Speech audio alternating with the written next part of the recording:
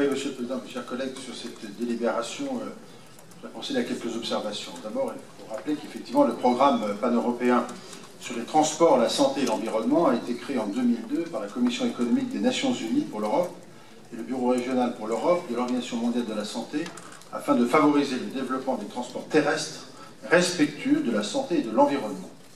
Le projet Belinda que vous nous soumettez, pour lequel il nous est demandé d'ailleurs de nous prononcer aujourd'hui, a poursuivi l'objectif de la mise en œuvre d'un nouveau modèle visant à renforcer les comportements de mobilité à faible émission de carbone à travers l'analyse des facteurs qui influent sur la demande et l'offre de mobilité en utilisant une approche d'innovation transsectorielle et sociale. Chacun sait ici que le lien entre la mobilité et la santé n'est plus à faire.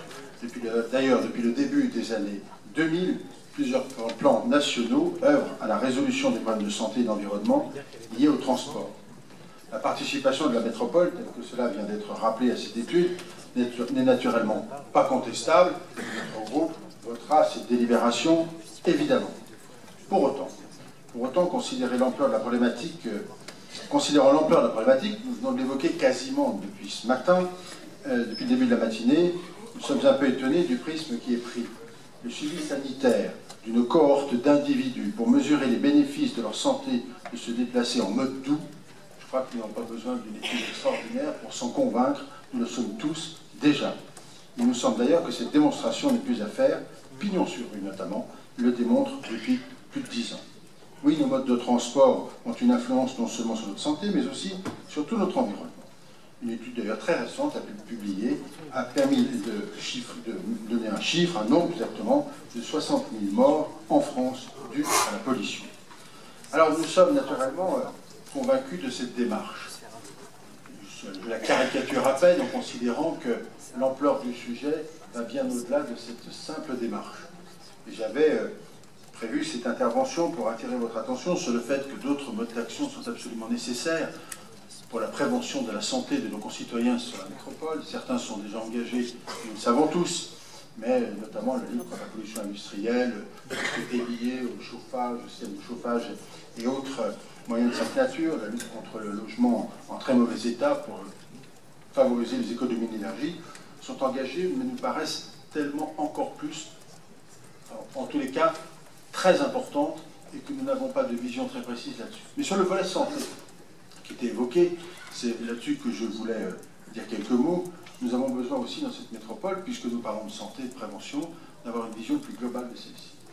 Nous travaillons déjà, et la métropole travaille sur la petite enfance, travaille un peu sur la vieillesse, mais nous avons le sentiment qu'il faut aller beaucoup plus loin, notamment sur la présence médicale afin d'assurer la prévention sur l'ensemble de nos territoires. Le monde rural ou périurbain, qui est aujourd'hui en grande difficulté pour l'accès aux soins et à la santé, est en train, finalement, la situation de ce monde-là est en train de venir sur nos propres territoires ultra-urbains, où il devient de plus en plus difficile d'avoir accès à cette santé, à ces soins ou à ces modes préventifs. Nous souhaiterions poser la problématique et sans doute tracer quelques pistes, en particulier sur la création de maisons de santé interprofessionnelles sur le territoire. La métropole pourra parfaitement se saisir de ce sujet-là, il me semble important, mais c'est également vrai en matière de suivi de la vieillesse. Le grand âge c'est un bonheur quelque part, mais en même temps une problématique. Chacun peut le ressentir dans sa vie sans doute, et qu'il faut aussi pouvoir l'anticiper et sans doute mieux l'accompagner. Donc c'est sur ces points-là, Monsieur le Président, mes chers collègues, que je souhaitais attirer votre attention. Certes, la délibération a un intérêt, mais l'enjeu de la prévention de la santé est encore beaucoup plus important et nos politiques méritent d'être mieux connues. Mais ce à quoi je ne m'attendais pas ce matin, c'est cette divergence de vue entre vous, Monsieur le Président, et notre ancien président au sujet de la note des sciences, qui participe, en termes sur la politique de mobilité, à ce que nous voulons faire dans la prévention, enfin une qualité meilleure, une qualité de vie meilleure, une qualité de l'air meilleure, en tout cas des conditions de vie meilleures. Et je dois dire très, très simplement à vous toutes et à vous tous que cela crée un trouble important au sein de cette Assemblée, car nous avons à plusieurs reprises délibéré sur ces sujets-là. Il y a eu des divergences, il y a eu des stratégies fixées, il y a eu des enjeux, mais qu'aujourd'hui, sur un sujet de mobilité sur lequel tout le monde s'exprime, tout le monde parle, tout le monde a un point de vue, on est en train là, aujourd'hui, de bousculer un des sujets importants de notre métropole, qui est celui notamment des mobilités automobiles et de ces grandes infrastructures. Alors il est inutile d'avoir des tas de discussions possibles ici, si à chaque fois, si les stratégies qui ont été déterminées il y a quelques années, bien que je ne partageais pas le tracé du périphérique en lui-même, mais que sur le principe, le groupe auquel j'appartiens n'était pas défavorable, je le redis, malgré tout. Il est quand même question maintenant d'avoir les idées claires et de savoir où nous allons. Je crois que vous avez ce matin, par ces propos-là, créé en tous les cas pour ce qui me concerne, un trouble. Je souhaite qu'on puisse y voir beaucoup plus clair et beaucoup plus vite si on veut construire à terme une vision de cette métropole et singulièrement de cette politique des mobilités qui soit solide et qui ne soit pas inquiétante pour les autres, mais rassurante pour tout le monde. Merci. Merci. Allez-y, explique.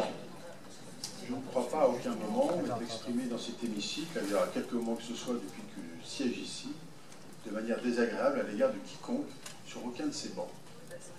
Je peux comprendre que l'on manie l'humour, il n'y a pas de difficulté là-dessus, et je ne peux pas accepter, Monsieur le Président, avec tout le respect que nous devons à votre fonction, que vous puissiez remettre en cause par un certain nombre de propos l'écoute, l'attention ou le respect des uns et des autres. De ce point de vue-là, il me serait agréable que vous puissiez au moins admettre que vous acceptiez de retirer les propos que vous avez tenus. Merci.